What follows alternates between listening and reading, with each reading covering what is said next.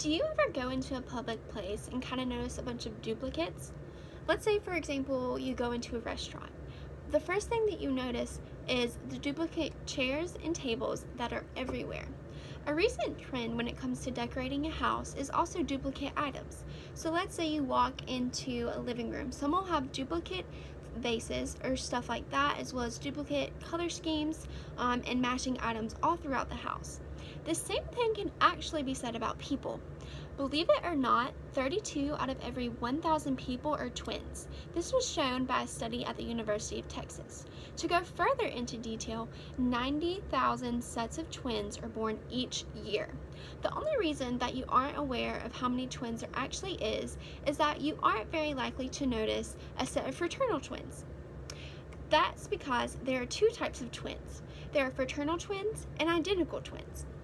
Identical twins are what mainly come to mind when you think of twins, just because they do look exactly alike. Now, with fraternal twins, the reason they don't look exactly alike is because a fraternal twin is actually when they are two separate eggs that are both fertilized by sperm. Identical twins are actually when one egg is fertilized by a sperm, but it randomly splits, creating two eggs, but they do have the same genes. Now, with that being said, even though twins may have the same genes, they don't have the same fingerprints, which is actually pretty cool. This shows that even though some twins may be identical, they will have differences in their bone structure as well as in just their body physique and things like that. Now, going into the actual mood and personality facts that come along with twins, it's not exactly what you would think. Twins don't completely act alike, they don't completely think alike, and they aren't the same person, just duplicates. Twins actually tend to have the same moods when they're younger, but when they get older, they tend to kind of figure out themselves and their individualization. A study at the Michigan State University Twin Research Center actually said that when twins are younger, they do tend to have the same moods, but when they get older, they don't have the same moods, and their actual decisions and things like that do tend to completely differ. Now, going into more of like twins and how they act and their personalities and things like that, one cool fact is that twins actually tend to be a more popular play companion when they're younger. This is because when twins are growing up, they're taught values like sharing and getting along well at a younger age than people who don't have a sibling the same age.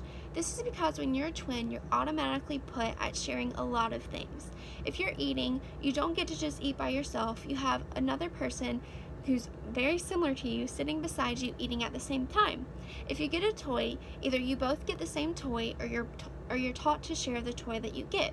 Because of these things, twins actually learn a couple different values that make them better play companions, and also when they get older, they make them better marriage companions. A study also by the University of Texas showed that people who are twins are more likely to get in marriages that stay together just because of these values that they are taught at a young age and that they have to exercise throughout their life.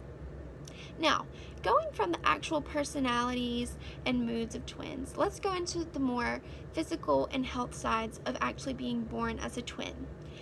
Over 50% of twins are born before 37 weeks. Due to this fact, this leads to more health risk when twins are born. As a twin myself, I'm actually an identical twin. Me and my twin were born very premature.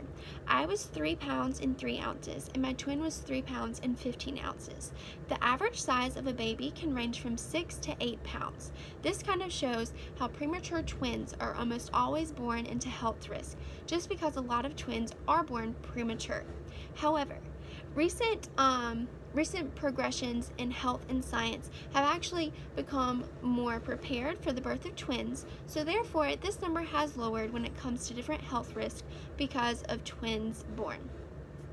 In conclusion, twins can be very similar, but they're also very different.